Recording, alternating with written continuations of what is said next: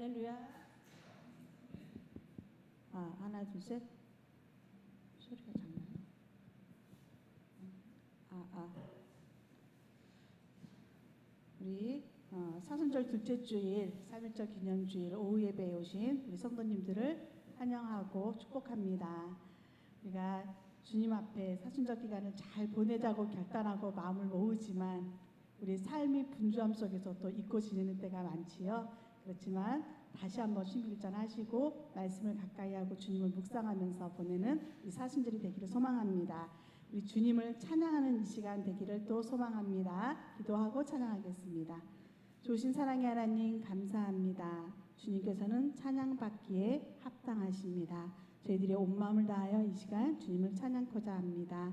하나님, 저희의 마음으로 드리는 이 찬양, 저희 입술로 고백하는 이 찬양, 하나님께서 기뻐받아 주시옵소서. 찬양의 가사의 모든 고백이 저희들의 믿음의 고백이 되기를 소망합니다.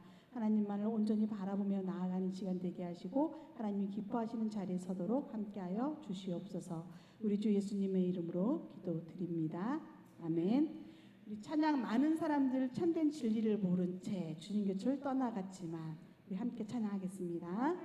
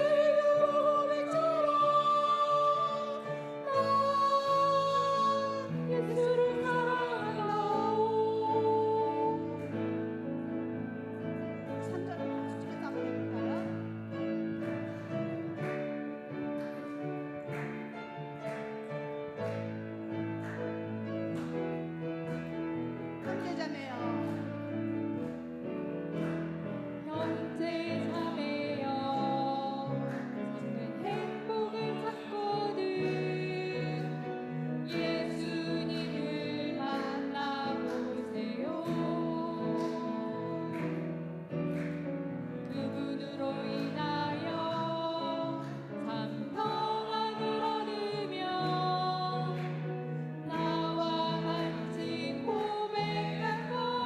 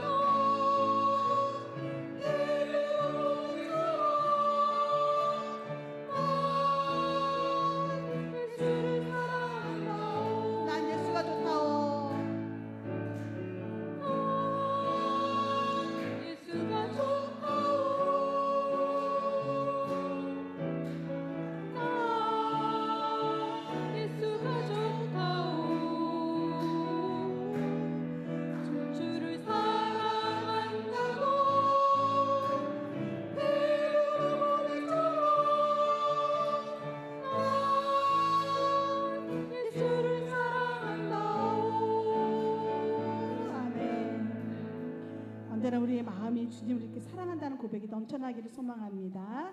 내게 있는 향유옥과 함께 찬양하겠습니다.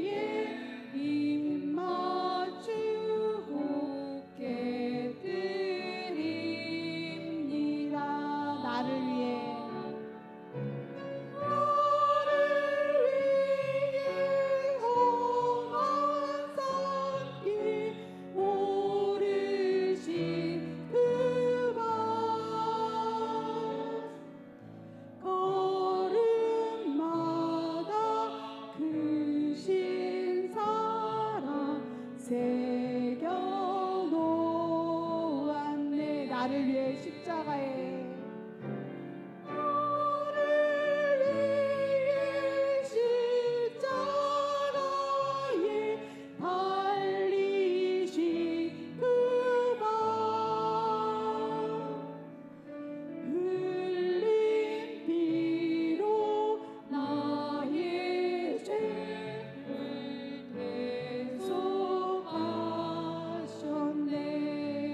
내게 있는 향유옥과 내게 있는 향유옥과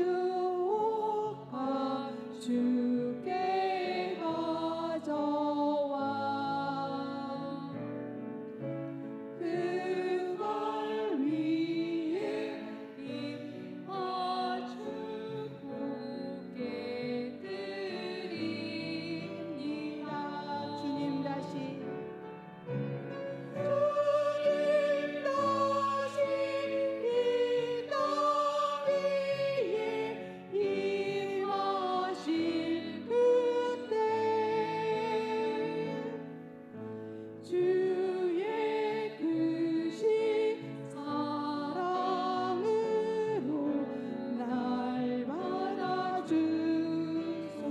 주님 다시 이 땅 위에 주님 다시 이 땅 위에 임하신 그때 주의 크신 사랑으로 날 받아주소서.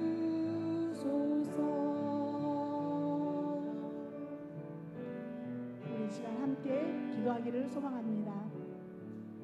우리 사순절에 주님의 말씀을 묵상하며 순종하는 성도와 교회가 되게 하여 주시옵소서.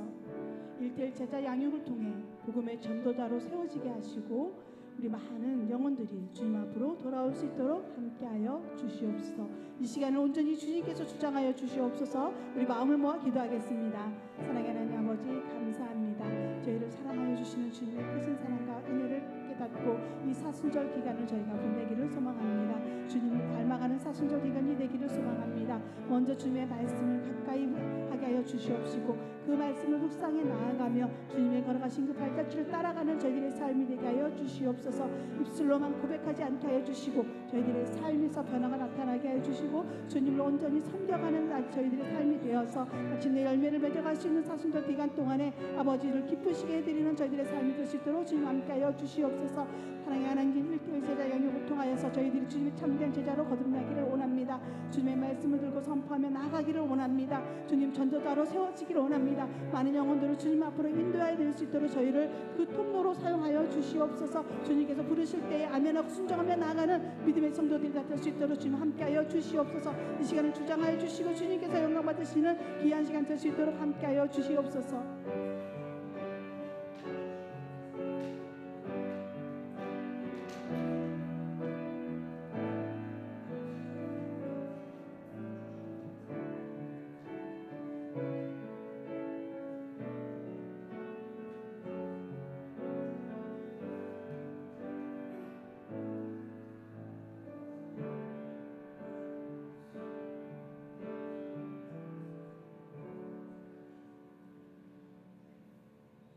사랑과 은혜가 충만하신 아버지 하나님, 우리에게 사순절 절기를 통해서 주님의 십자가 은혜를 기억하고 우리 신앙을 돌아보게 해주신 것 진심으로 감사합니다. 아직도 내가 내려놓지 못했던 것들을 온전히 십자가 앞에 내려놓는 저희들 되게 도와주시고 오직 주님을 우리 인생의 주인으로 모시며 살아가는 우리 모두가 되게 하여 주옵소서. 특별히 1:1 제자 양육 순종하는 삶의 내용을 가지고 함께 이 시간 다루려고 합니다. 아버지 하나님, 우리의 삶 가운데 아직도 순종하지 못한 영역이 어디 있는지 아버지 하나님 이 시간을 통해서 온전히 고백하게 도와주옵시고 이제는 모든 것까지 모든 영역에서 오직 주님 앞에 순종할 수 있는 주님의 제자로 거듭나는 우리 모두가 되게 하여 주옵소서. 배우는 이 한 시간 동안 성령께서 참여하는 모든 주의 백성들 가운데 함께해 주시어서 깨닫게 해 주시고 새롭게 결단할 수 있는 귀한 은혜의 시간으로 주장하여 주옵소서. 이 모든 간구 우리를 구원하여 주신 예수님의 이름으로 간절히 기도드리옵나이다. 아멘. 오늘 우리에게 주신 하나님의 말씀 누가복음 9장 23절. 누가복음 9장 23절. 우리 한 절입니다. 우리 PPT 보면서 함께 한 목소리로 함께 봉독하겠습니다. 또 무리에게 이르시되 아무든지 나를 따라오려거든 자기를 부인하고 날마다 제 십자가를 지고 나를 따를 것이니라. 아멘. 이 시간 5, 6, 7, 8, 9형 나오셔서 특송해 주시겠습니다.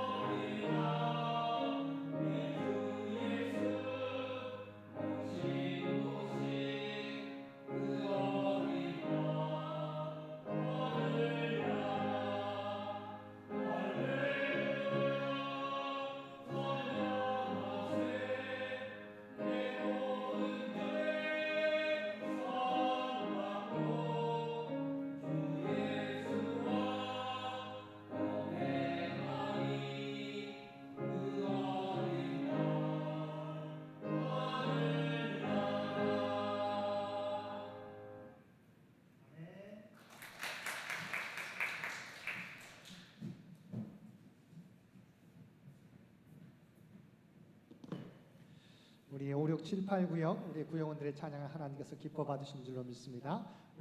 찬양해 주신 우리 5, 6, 7, 8 구역원들을 위해서 한번 박수해 주시면 고맙겠습니다. 감사합니다. 이제 1대1 제자 양육 마지막 두 가가 남아 있습니다. 오늘 포함해서 오늘은 순종하는 삶, 다음 달에는 사역하는 삶. 이제 마지막 두 가가 남아 있는데요. 이제 거의 끝까지 와 있는 것 같습니다. 오늘 순종하는 삶의 먼저 의미에 대해서 또 순종해야 될 영역에 대해서 순종의 우리가 예에 대해서 한번 살펴보게 될 텐데요. 한번 우리 PPT를 보시기 바랍니다. PPT를 통해서 살펴보겠습니다. 자, 우리 오늘 내용 크게는 세 가지인데요. 순종의 의미, 기본 자세, 그다음에 순종의 영역과 대상, 순종과 불순종의 사례에 대해서 살펴볼 텐데 우리 9번째 만남의 목표도 한번 읽어보겠습니다. 그리스도가 다스리는 삶에 있어서 또 하나의 중요한 것은 순종이다. 두 번째, 우리가 성령 충만을 경험하고 시험을 이겨내더라도 계속적으로 그리스도가 다스리는 삶을 살려면 순종하는 훈련이 꼭 필요하다. 세 번째, 순종이란 주님의 사랑과 애정에 대한 나의 사랑의 표현이다. 네 번째, 우리의 순종은 억지로 하는 복종이 아니라 우리의 삶 속에서 진정으로 우러나오는 순종이 되어야 된다. 우연하게 오늘 오전의 말씀과 이어지지 않습니까? 우리 순종의 삶에 대해서 제자란 우리가 구원받은 것과 더불어서 우리가 주님을 따라가야 되는데 주님을 따라가는 삶 또는 주님의 사역을 이루는 삶은 순종이 뒷받침되어야 된다라고 하는 것이죠. 자, 넘겨보겠습니다. 자, 하나님이 나를 구원해 주셨습니다. 구원해 주신 삶, 목적이 있겠죠. 자, 우리의 삶을 통해서 구원받은 우리의 삶을 통해서 하나님의 계획을 이루려면 예수님의 계획과 예수님의 뜻을 깨닫고 온전히 순종하게 될 때 오직 하나님의 사역을 담당할 수 있게 된다는 것이죠. 그러니까 순종은 우리가 구원받았다고 해서 끝나는 것이 아니라 구원받은 우리의 삶 가운데 하나님의 계획이 있어요. 그 계획을 이루려면 자, 예수님의 계획과 예수님의 뜻을 깨닫고 우리가 예수님의 사역을 담당하게 될 때 우리의 구원받은 우리의 삶의 목적을 이루게 된다. 구원받은 나의 삶으로 끝나는 게 아닙니다. 여기에는 나를 구원해 주신 목적이 있는 것이죠. 그 목적을 이루기 위해서는 우리가 예수님의 계획과 하나님의 뜻에 순종하는 삶이 필요하다. 그럴 때 우리는 온전히 우리가 예수님의 사역을 감당할 수 있게 된다라고 하는 것이죠. 그래서 그러려면 순종하려면 나의 삶의 주인은 누구인가를 우리가 고백할 수 있어야 됩니다. 나는 지금까지 예수님의 뜻대로 살아왔는지 나의 뜻대로 살아왔는지 우리가 나누어야 한다는 것이죠. 나를 향한 예수님의 뜻과 계획은 무엇인가? 그래서 분명히 저와 여러분에게 구원해 주신 목적이 있어요. 그것은 예수님의 계획과 하나님의 예수님의 뜻을 깨달아서 그대로 수행하는 것이죠. 넘기겠습니다. 자, 그러면 순종의 의미는 무엇인가? 순종의 의미와 기본 자세. 우리가 잘 알고 있는 누가복음 5장에 보면 예수님께서 하루 종일 밤새도록 고기를 잡았던 제자들을 부르시지 않습니까? 밤새도록 잡았으나 아무것도 그들이 고기를 잡지 못했었죠. 그래서 예수님께서 그들을 향하여 깊은 데로 가서 그물을 던지라고 했었지 않습니까? 자, 그럴 때 예수님의 말씀에 어떻게 했느냐? 그래서 이것을 통해서 순종의 의미는 뭐예요? 자기의 모든 것을 포기하는 것이다.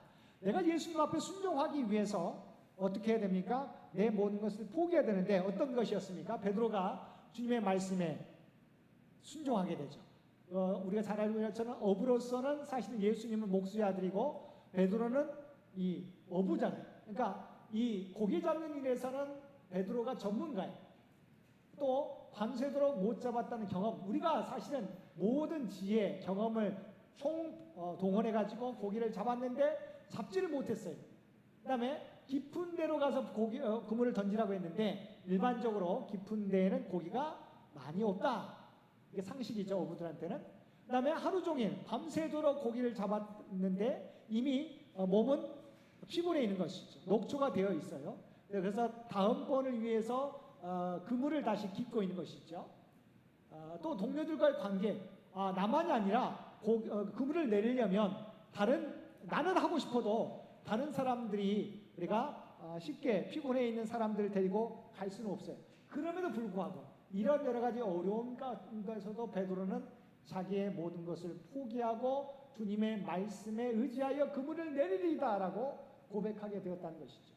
중요한 것은 우리가 순종을 통해서 놀라운 일이 이루어지게 된다는 거죠. 한 번의 순종, 그러니까 그 순종이 어떤 순종일지 모르지만, 그러니까 그 순종이 어떤 순종일지 모르기 때문에 우리는 매번 우리 각자의 삶 가운데 매번 우리에게 닥치는 상황에 따라서 순종하게 되면 어떤 일이 벌어지게 됩니까? 베드로 같은 경우는 주님을 만나게 되고 주님을 만나서 예수님의 수제자가 되는 은혜를 입게 되었다. 그 한 번의 순종으로. 그렇지 않습니까? 물론 그 이후에도 진행되지만 중요한 것은 바로 이 밤이 맞도록 수고했는데 고기를 잡지 못했던 그 순간 주님의 말씀에 순종하게 됐던 베드로의 이 순종이 예수님을 알게 되었고 예수님의 수제자가 되게 되었다는 것이죠. 저와 여러분도 마찬가지입니다. 어떤 순종을 통해서 하나님 우리를 만나실지 모르는 거죠. 어떤 일을 일으켜 나가실지 모른다는 것이죠. 온전히 우리가 순종하게 될 때 우리가 그리스도의 인격을 담게 되고 온전히 성장할 수 있게 된다. 그래서 순종은 우리의 믿음의 삶 가운데 제자의 삶 가운데 너무도 중요한 삶이라고 하는 것이죠. 넘기겠습니다. 그래서 순종의 기본 자세 세 가지입니다. 여러분이 아마 찾아보셨을 텐데 우리가 순종하려면 기본적인 어떤 우리의 자세가 있어야 돼요. 예수님에 대한 어떤 생각을 가져야 돼요? 하늘과 땅의 권세를 하나님께서 예수님에게 주셨어요. 인간의 몸을 입고 오셨지만 하늘과 땅의 권세를 하나님께서 예수님에게 주셨기 때문에 그 권위를 인정하고 우리가 순종해야 된다는 거죠. 두 번째는 우리를 구원해 주셔서 우리는 그러면 로마서 12장 1절처럼 거룩한 산 제물로 우리 자신을 드려야 돼요. 그러니까 우리가 그리스도의 십자가 은혜로 구원받았는데 그 은혜로 자비를 얻어서 얻은 우리들은 내 몸을 거룩한 산 제사로 하나님께 드려야 된다라고 하는 기본 자세죠. 왜냐하면 나를 죽어야 되는데 심판받아야 되는데 나를 구원해 주시고 그리스도의 십자가 은혜로 구원해 주셨기 때문에 나는 원래 죽은 몸 심판받아야 될 마땅한 몸인데 나를 구원해 주셨기 때문에 내 삶을 하나님의 거룩한 산 제사로 드려야 된다는 마음가짐이 있어야 된다는 것이죠. 그 다음에 예수님과 자신의 관계 나의 구원자 되신 하늘과 땅의 권세를 가지시고 나를 구원해 주신 예수님에 대해서 우리는 어떻게 해야 돼요? 주님께서 주님의 십자가를 통해서 하나님의 뜻을 이루어 주셨던 것처럼 그래서 말씀하셨잖아요. 오늘 본문 말씀처럼 나를 따라오려거든 자기 십자가를 지고 나를 따르라 자기를 부인하고 그러니까 우리가 주님과의 관계를 온전히 갖기 위해서 우리를 구원해 주신 주님과 나와의 관계가 온전해지기 위해서는 주께서 말씀하셨던 것처럼 자기 십자가가 있어요. 각자에게 자기 십자가 아무도 그러니까 그 누구도 십자가가 없는 사람 없어요. 모두가 십자가가 있어요. 크든 작든 지간. 그래서 그 십자가를 가지고 내가 충성되게 감당하면 그것은 바로 주님과 나의 관계가 온전히 이루어지게 된다라고 하는 것이죠. 참고로 우리가 12장 1절에서 우리의 몸을 거룩한 산제사로 드리라고 했을 때 헬라어로 몸이라고 하는 단어가 사르크스 육체로서의 몸이라고 하는 의미가 있는데요. 12장 1절에 나오는 이 몸은 소마라고 하는 헬라어를 사용하고 있어요. 그러면 육체로서의 몸만이 아니라 육과 혼과 영으로서의 전 인격을 드리는 것을 의미합니다. 그러니까 따라서 우리의 모든 삶을 드리는 것이 바로 순종이라고 하는 것이죠. 거룩한 산제사로 드리라고 했을 때 너희 몸을 하나님의 거룩한 산제물로 드리라 했을 때 이 몸은 그냥 단순히 육체적인 몸만 드리는 것이 아니라 소마라고 하는 단어를 사용하고 있다. 그래서 우리의 육체뿐만 아니라 우리의 혼과 영까지 전 인격을 우리의 모든 삶을 드리는 것이 바로 로마서 12장 1절의 말씀이다. 바로 이것이 온전히 순종이다 라고 하는 것이죠. 몸만 순종하는 게 아니라 우리의 마음, 정성, 뜻, 우리의 영혼까지 다해서 주 앞에 드리는 것이 이게 바로 진정한 순종이라고 하는 것이죠. 자, 그래서 순종의 의미와 기본 자세 살펴봤습니다. 이제 순종할 영역 넘기겠습니다. 자, 순종의 영역과 대상 먼저 절대적인 순종이 있어요. 그러니까 순종의 영역에서 우리가 절대적으로 순종해야 되고 상대적으로 좀 이따 살펴보는데 상대적인 순종도 있어요.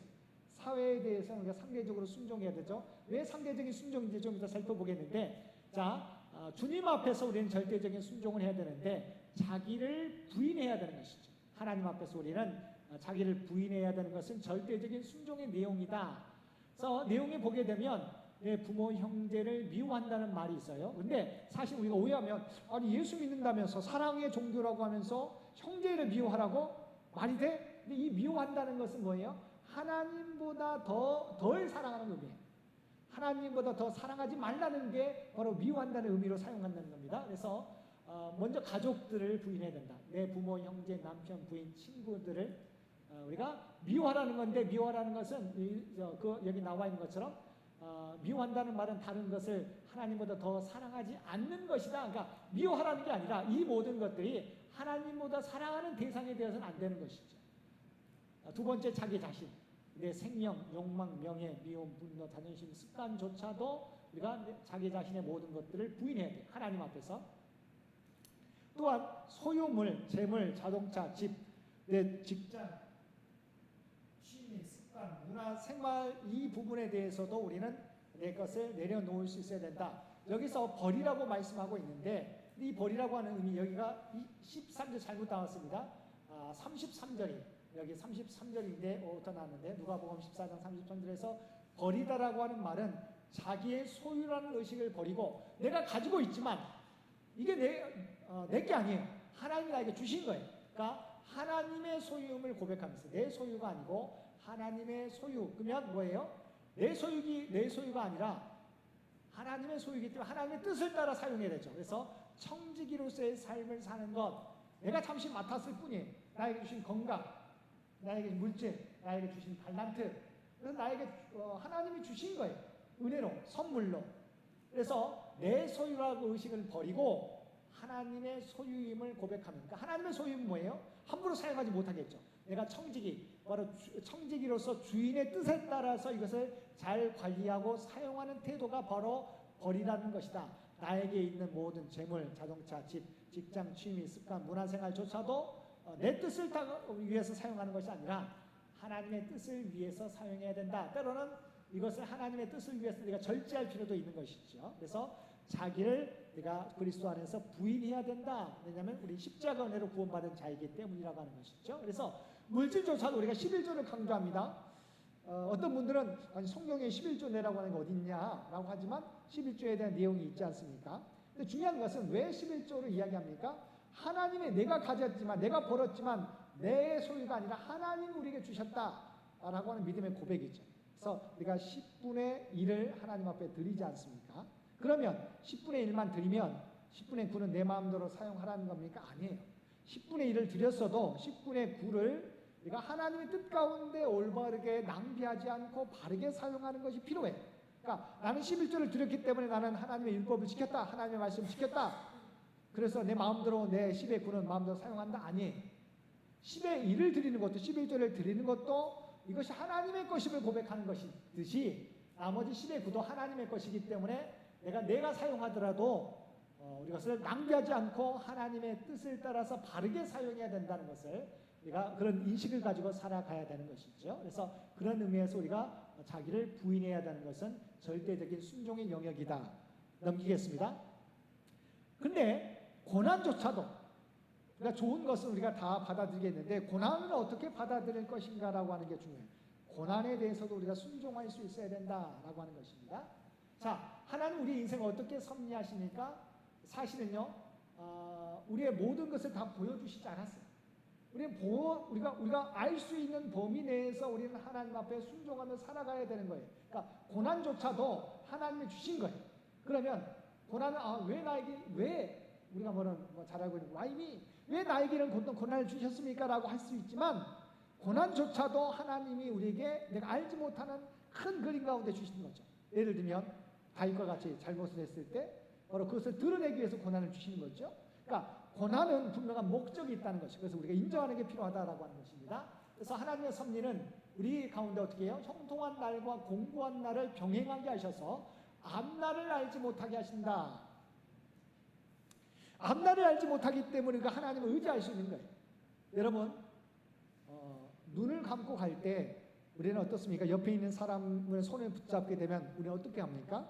내가 눈을 감고 있으면 옆에 사람의 손을 꽉 잡습니다. 근데 내가 눈을 가렸던 것을 벗기고 그렇게 되면 어떻게 돼요? 사실은 잡고 가라 해도 내가 손을 놓고 싶을 때가 있어요. 왜냐하면 내가 보이기 때문에. 자, 하나님께서 왜 우리의 인생의 앞을 다 보이지 않게 하셨어요? 하나님을 의지하며 살게 하기 위한 거예요. 다 보이게 되면 우리가 뭐예요? 하나님 주님을 의지하죠. 주님의 손을 붙잡지 않고 가려고 할 때가 많아요. 하나님은 우리가 다 깨닫지 못하도록 우리 인생길을 펼쳐나가게 하신다. 그래서 형통한 날도 주시지만 공고한 날도 병행하게 하셨다. 그래서 다 알지 못함으로 말미암아 눈을 가린 것과 같이 주님의 손을 붙잡고 가게 하기 위해서, 주님을 의지하며 나아가게 하기 위해서 그러신 거죠. 그러면 이 형통한 날을 주셨으면 어떻게 해야 돼요? 기뻐하는 거지. 왜냐하면 형통한 날이기 때문에. 근데 공고한 날, 고난의 날을 주셨을 때 어떻게 해야 돼요? 생각해 봐야 돼요. 과연 이것이 무엇 때문인지. 내가 욕과 같이 아무리 생각해도 우리가 그 고난의 이유를 우리가 깨닫지 못하면 인내하면 돼요. 인내의 시간을 통해서 하나님의 뜻을 온전히 깨닫게 되기 때문이죠. 그래서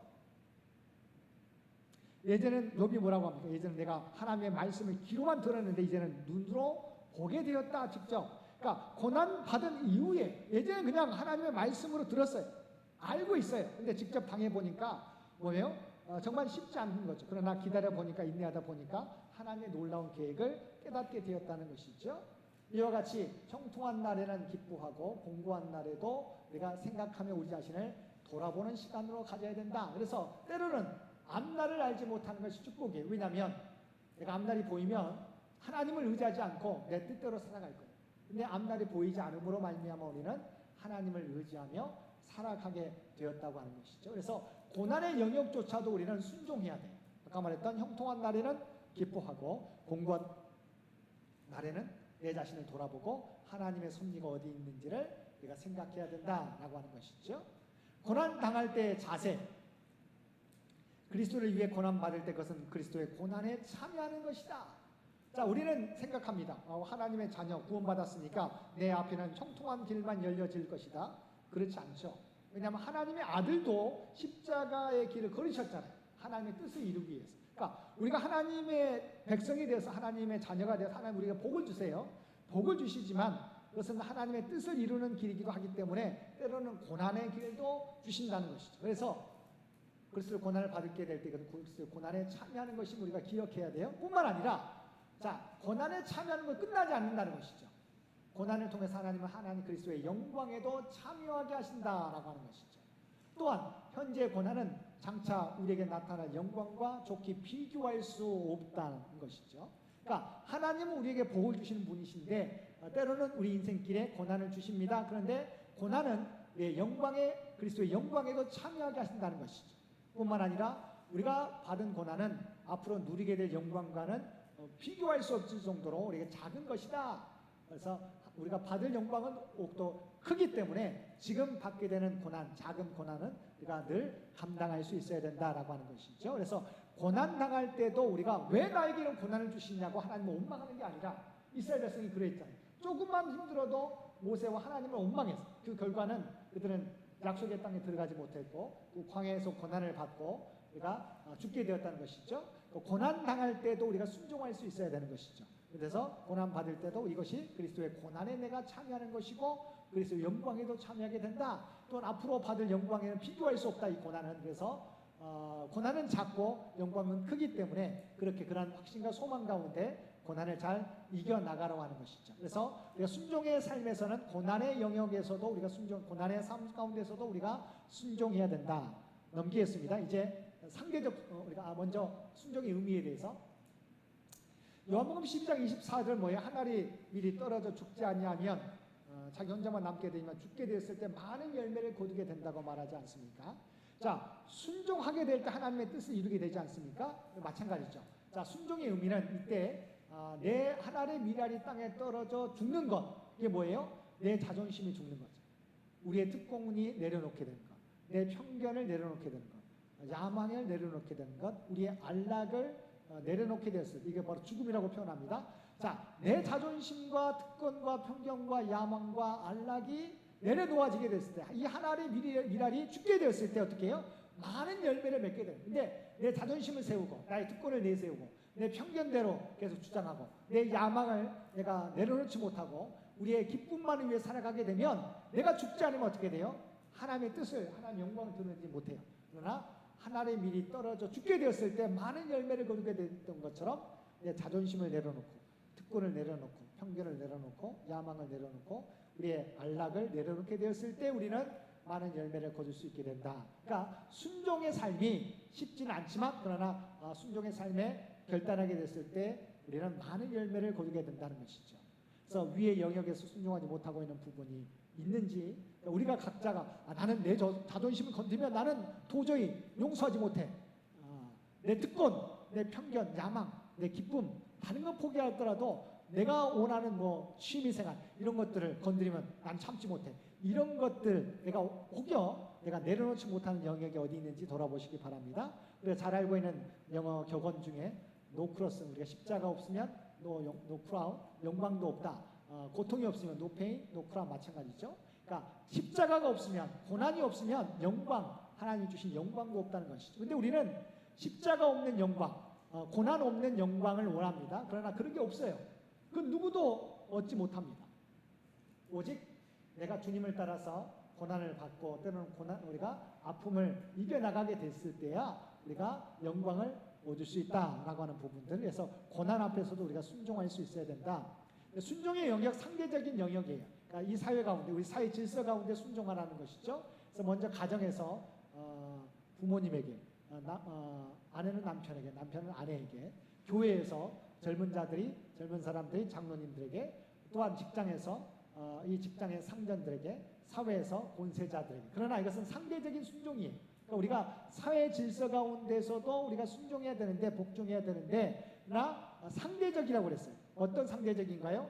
만약 복음을 우리가 거부하라는가 이런 명령을 받았을 때는 우리는 거기에 불복할 수 있다는 것이죠. 이게 그래서 상대적 순종, 하나님의 뜻에 반하지 않는 이상은 이런 사회적 질서에 대해서 우리는 순종해야 되지만 하나님의 뜻에 반하는 것을 강조하면 우리는 거기에 불복할 수 있다라고 하는, 그래서 상대적 순종, 그래서 순종의 영역 가운데 사회의 질서 가운데 우리는 순종하며 살아가야 된다. 그러나 단 하나님의 뜻에 반하지 않는 경우에 우리는 사회에 순종해야 된다는 상대적인 순종의 영역이 있습니다.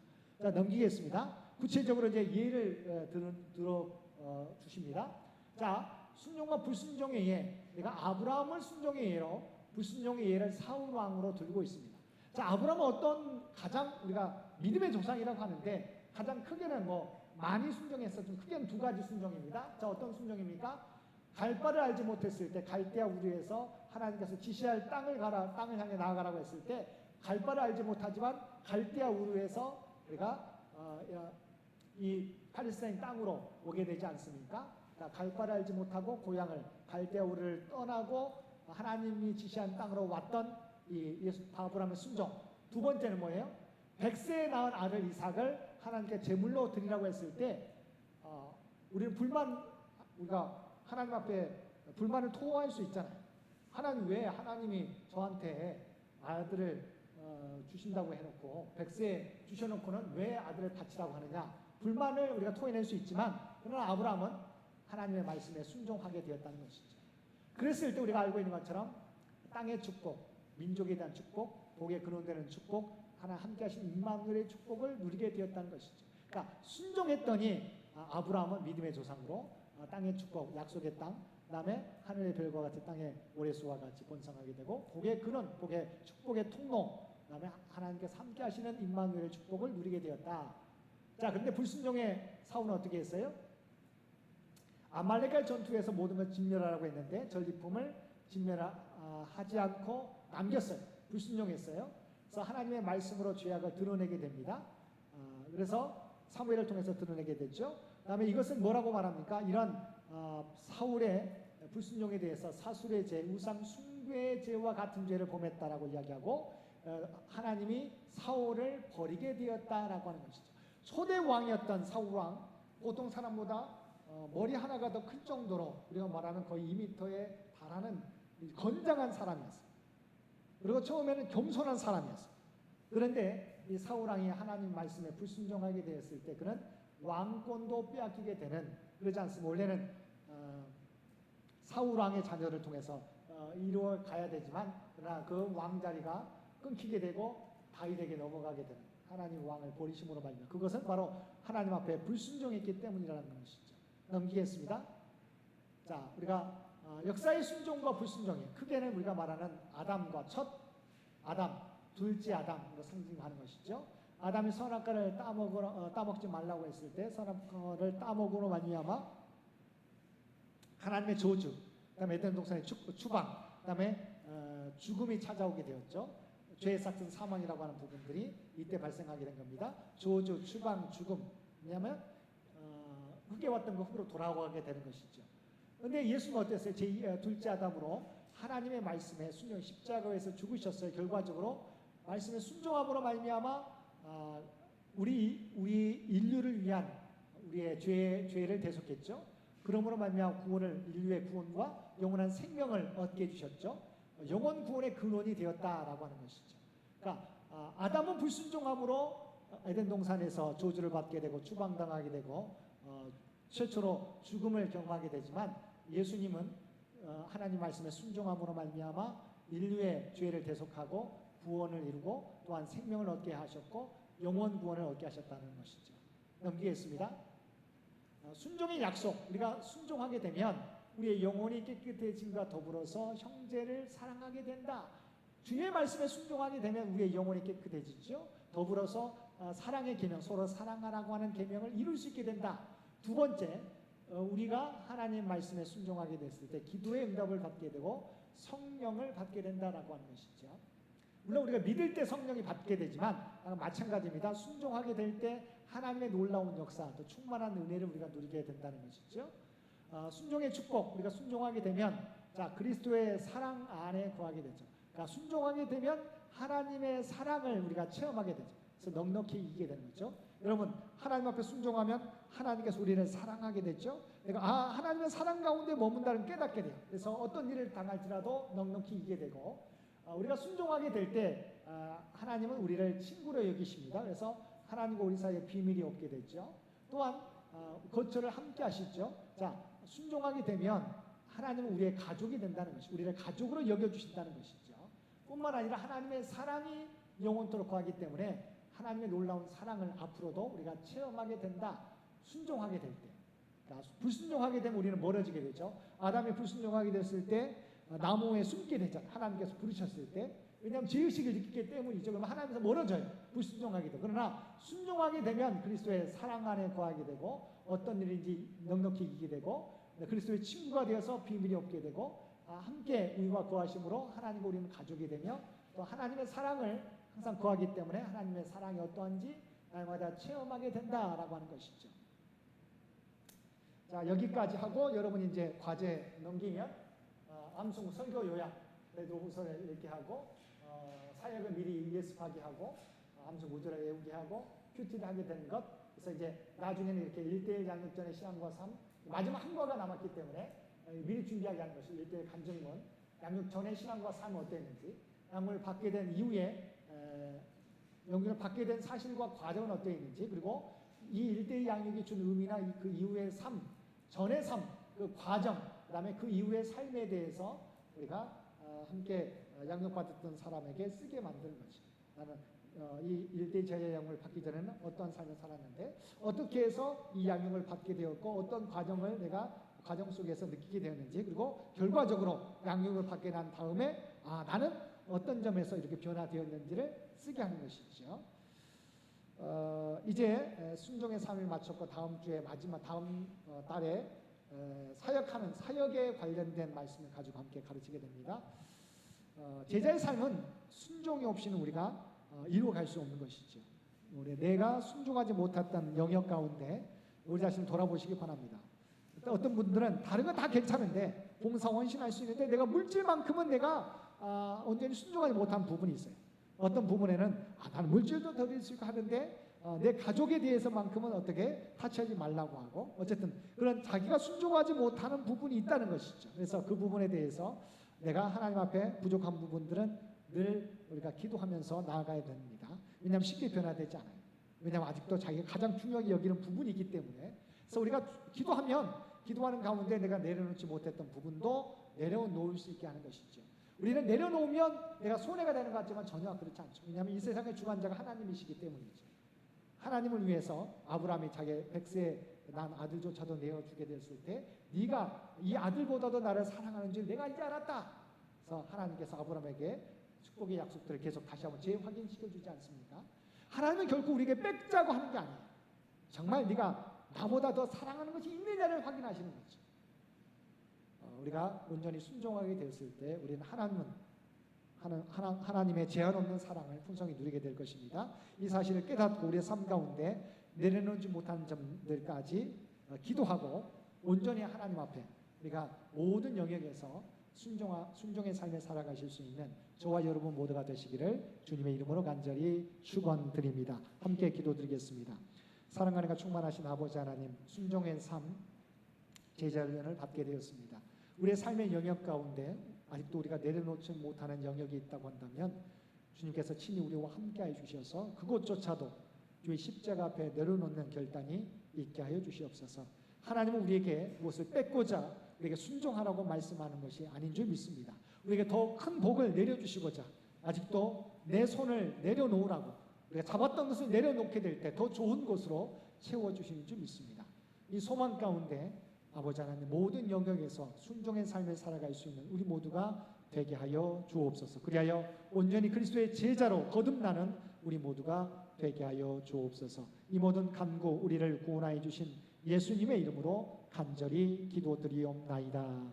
아멘. 우리 다 함께 찬송 425장 함께 찬송 부르시겠습니다.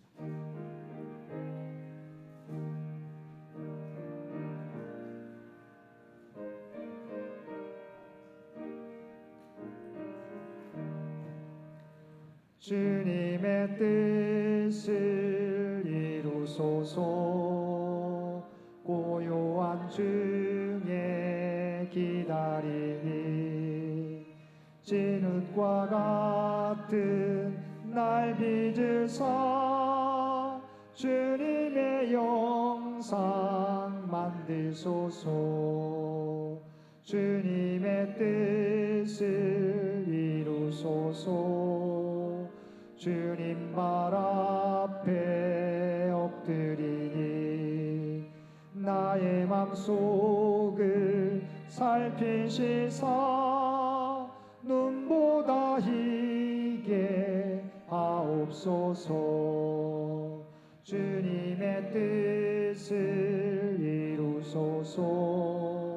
병들어 몸이 피곤할 때 권능의 손을 내게 펴사 강건케 하여 주옵소서. 주님의 뜻을 이루소서. 온전히 나를 주장하사 주님과 함께 동행함을 만민이 알게 하옵소서. 아멘. 이제는 우리 주 예수 그리스도의 은혜와 아버지 하나님의 극진하신 사랑하심과 성령님의 세상 끝날까지 우리와 함께 하시는 놀라운 교통의 역사가 오늘 주신 말씀을 따라 우리를 위해 십자가에 내어주신 하나님의 사랑을 기억하고 온전히 내가 내려놓지 못한 부분 영역까지 하나님 앞에 기도하며 모든 영역에서 이제는 순종의 삶을 살아가겠노라고 결단하며 세상 가운데 나아가는 사랑하는 주의 백성들과 그의 가정과 산업의 터전 위에 이제로부터 영원토록 함께 해주시기를 우리 주 예수님의 이름으로 간절히 축원하옵나이다. 아멘.